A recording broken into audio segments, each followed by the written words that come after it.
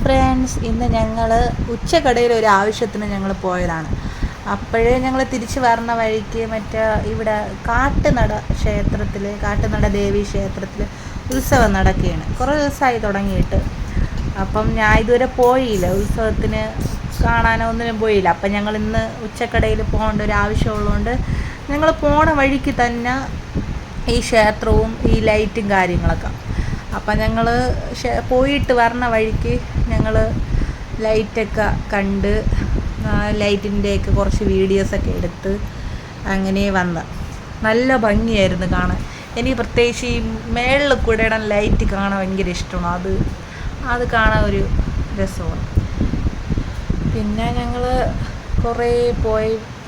ക്ഷേത്രത്തിൽ അത്യാവശ്യം തിരക്കൊക്കെ ഉണ്ട്, ലൈറ്റൊക്കെ ഇട്ട് നല്ല ഭംഗിയാണ് കാണാൻ. ഒരു നൈറ്റും കൂടെ ആകുമ്പോൾ ഈ ലൈറ്റും ആ ഉത്സവത്തിൻ്റെ ആ ഒരു പാട്ടും ഒരു പോസിറ്റീവ് എനർജിയാണ്. പ്രത്യേകിച്ച് ആ ഒരു ക്ഷേത്രം എന്ന് പറയുമ്പോഴൊരു ഇതല്ലേ, ഒരു രസമല്ലേ കേൾക്കാനൊക്കെ.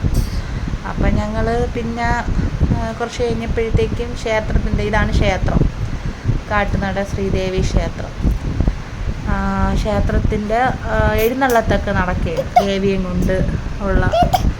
അപ്പം ഇവിടുന്ന് ആ സൈഡിലൂടെയൊക്കെ പോകാൻ പറ്റും. പിന്നെ കുറേ കച്ചവടക്കാരൊക്കെ ഇരിക്കുന്നുണ്ട്, വണ്ടി പലഹാരങ്ങളും പിന്നെ കളിപ്പാട്ടങ്ങളൊക്കെ വെച്ചുകൊണ്ട് കുറേ പേരൊക്കെ ഇരിക്കുന്നുണ്ട്.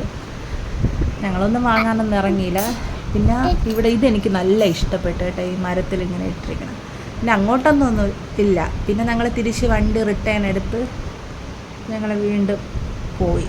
ഞങ്ങൾക്ക് പോകേണ്ട ആ റൂട്ട് വഴിയാണ്, ബാലരാമപുരം അങ്ങോട്ടാണ് പോകേണ്ടത്. അങ്ങനെ ഞങ്ങൾ വണ്ടി തിരിച്ച് വന്ന വഴി കൂടെ തന്നെ പോയി.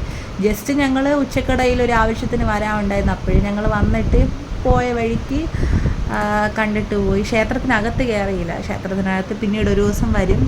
ഞങ്ങൾ തിരിച്ചു പോവുകയാണ്. വന്ന വഴി തന്നെ തിരിച്ചു പോയി.